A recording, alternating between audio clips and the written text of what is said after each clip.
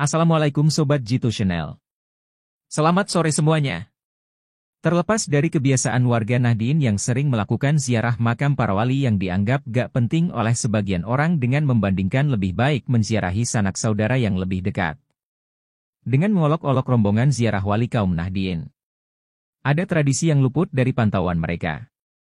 Padahal ini sudah lumrah dilakukan warga Nahdien, yaitu menziarahi makam keluarga yang telah lebih dulu meninggal dunia untuk membersihkan makam dan mendoakannya atau yang biasa disebut nyekar. Tradisi kaum Nahdien berziarah ke makam keluarga setiap 8 pisan atau 40 hari sekali. Karena pada umumnya makam umum kaum Nahdien ini sebuah tanah wakaf yang diruntuhkan untuk sebuah makam. Karena kebanyakan pemakamannya bersifat sukarela, maka tempat pemakamannya tidak memiliki petugas yang merawat dan membersihkan dari rumput dan dedaunan dari pohon-pohon yang ada di area makam umum kaum Nahdien. Seperti pada umumnya suatu pedesaan, warganya sebagian mencari rezekinya dengan merantau keluar kota. Juga ada yang di kampung.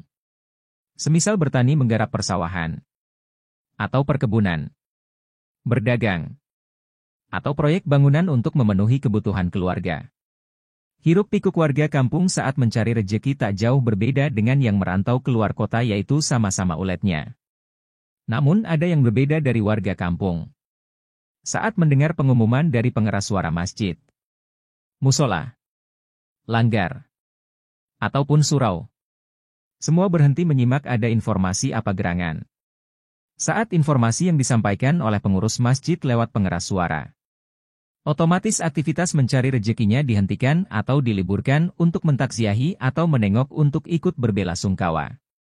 Para ibu-ibu dan remaja putri yang secara sukarela datang langsung membagi tugas masing-masing, ada yang memberikan jajanan atau beras seikhlasnya untuk keluarga yang ditinggalkan. Lalu bagi remaja putri biasanya sibuk mencari dan menata bunga untuk dibawa para pelayat yang mengikuti prosesi penguburan untuk ditabur di atas pusaran makam tetangganya yang meninggal dunia tadi. Sedangkan bagi kaum laki-laki baik orang tua ataupun remaja, sibuk dengan tugasnya masing-masing, ada yang langsung datang ke kuburan umum untuk menggali tempat pemakaman tetangganya di tempat yang ditunjukkan oleh ahli warisnya. Sedangkan bagi remaja putra biasanya mempersiapkan apa-apa yang dibutuhkan untuk memulasara si mayit seperti kain kafan dan keperluan untuk pemandian dan juga mengambil keranda mayat. Juga batu nisan dan lain-lain.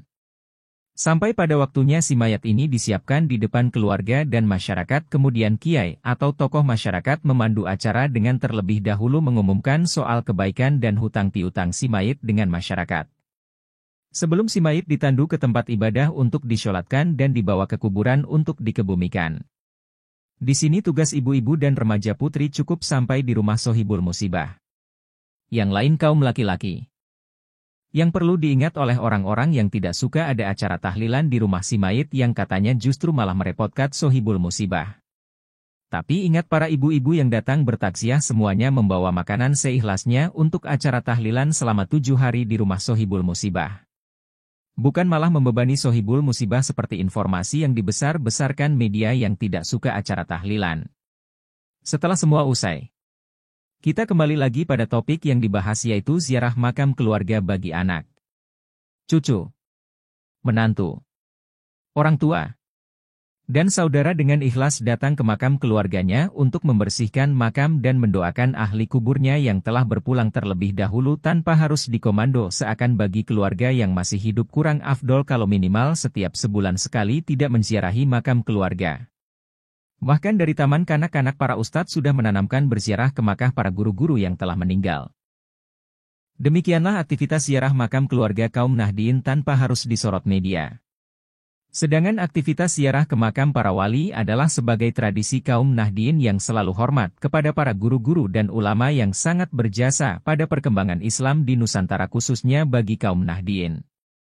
Demikianlah sekapur siri jejak penghormatan kaum Nahdien terhadap para keluarga, guru-guru, para masyayikh yang telah meninggal dunia.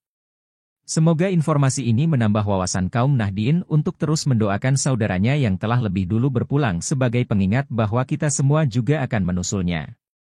Wassalam.